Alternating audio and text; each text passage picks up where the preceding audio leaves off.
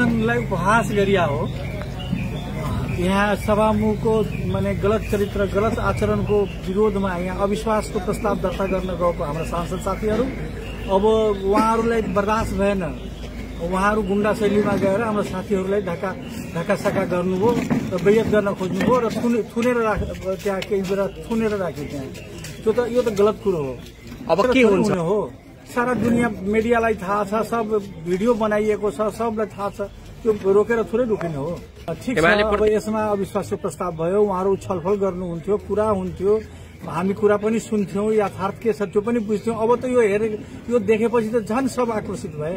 अब यसमा त सब उनको एगेन्स्टमा मलाई लाग्छ एमालेको बाहेक सबै पार्टी माने एक ठाउँमा उभिएको छ अहिले, त्यही हिसाबले अगाडि बढ्छ। हामी अब साथीहरूलाई बसेर सल्लाह गरेर अगाडि बढ्ने हो।